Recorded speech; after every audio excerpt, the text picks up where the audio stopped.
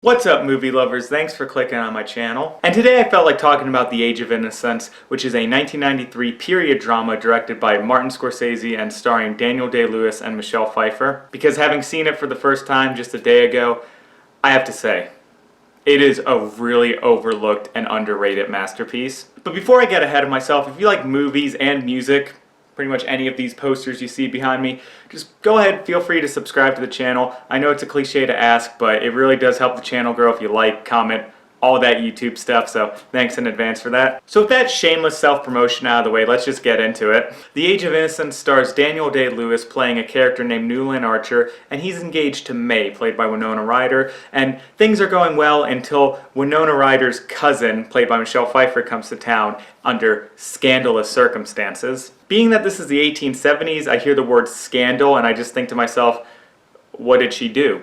Did she show her ankles in public? Did she speak her mind? Did she try to vote? I know, it's shocking. But you learn that the thing that's so scandalous about her is that she left her abusive husband and is considering getting a divorce. While that asshole is over in Europe, a romance starts to form between her and Daniel Day-Lewis, who is still engaged. There's so much that I loved about this movie, but one of the things is that it really does a good job of illustrating how, despite that this is high society and this is the Gilded Age, and these are all very elegant people who throw very elegant dinner parties for the most elegant families in all of New York, when you get down to it, they're really just a bunch of shallow, materialistic, empty, mean-spirited, gossipy little bitches. There's a reason that Martin Scorsese described this movie as his most violent film, because even though there's no actual violence, there's a lot of emotional violence, and the people in this movie just love to crush other people who dare to step out of line. Most of the conflict from the movie comes from the main characters feeling trapped in this rigid framework that has been laid out before them, and their struggle with trying to find themselves and still live a fulfilling life while being stuck in a very restricting, suffocating environment. All of the three main leads are great, but Michelle Pfeiffer is absolutely incredible in this movie. She really gives an amazing performance. I think it's probably the best of her career. The amount of tension you feel between her and Daniel Day-Lewis is really palpable, and it's even more impressive when you consider that both of the actors have to play these prim and proper and very reserved characters, and yet you still know exactly how they're feeling. The audience really feels how much these two want to be together, and it's all done through subtle looks and glances and maybe like a quiver here or there. There's very few moments where people are like screaming or showing big displays of emotion. This movie has so many moments of just pure joy and happiness followed by pure heartbreak right in the same scene, and there's so much subtext and nuance to what the characters are saying and what they really mean and what's going on just beneath the surface. And of course Daniel Day-Lewis is amazing in this movie. He's Daniel Day-Lewis. When isn't he amazing? No matter how good his performance is, though, it is still only the second best performance he's given in a Scorsese movie. It's funny to think how this movie would go if Bill the Butcher was the main character and not Archer, because I can tell you one thing for sure.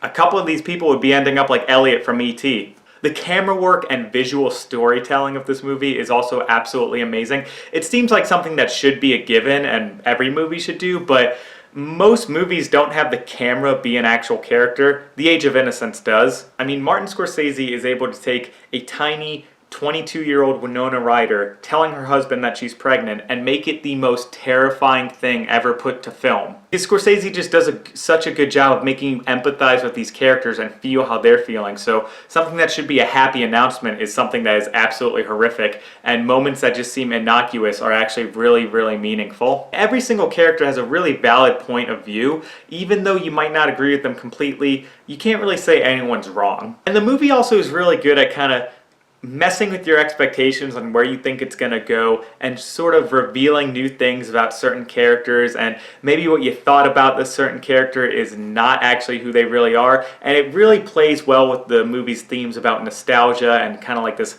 sense of longing and looking back in the past and how things might have been or could have been, but maybe that's not actually how they ever really were. And I doubt I'll be shocking anyone when I say that Scorsese is my favorite director, but I am surprised how much I love this movie because, like I said, I only saw it for the first time a day or two ago, and I had always kind of heard that this was like a black sheep in the Scorsese catalog and that it wasn't like his other movies, and I gotta say, after watching it, I think that people who say that only have a surface level idea of what Scorsese is. His sense of compassion, the empathy for deeply flawed characters, these people who have to live with the consequences of their choices, and redemption's maybe just a little bit out of reach for them, the criticism of materialism, and really being able to make the camera a character, which a lot of directors can't do nearly as well as he does. Those are the things that are always deeper in the Scorsese film, and The Age of Innocence has them all. It just doesn't have the violence or the gangsters or the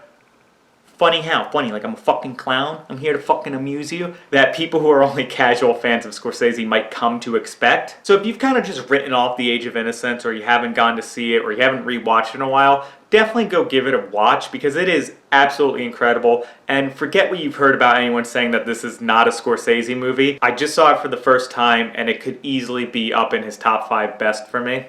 Now that I'm thinking of it, it actually reminds me a lot of Casino, with the love triangle and an ending that is kind of dealing with regret and nostalgia and all those themes. By the way, on a side note, I said that The Age of Innocence could be in my top 5 Scorsese films.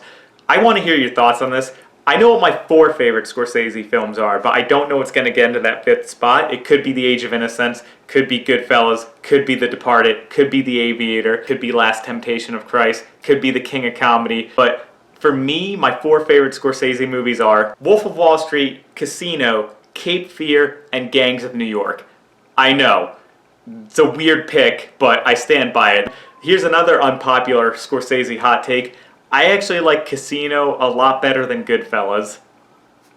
I know that's like considered treason, but I stand by it. I think Casino does everything Goodfellas does, but better. I'm not saying Goodfellas isn't amazing, but it is a little overhyped, you know? It's a little bit. I don't know. They're all so fucking good. But I would love to hear your 5 favorite Martin Scorsese movies, what you think of my favorites, and what you think of The Age of Innocence in the comments below. Feel free to subscribe to the channel. Once again, thank you so much for watching, and I hope to see you at the next video.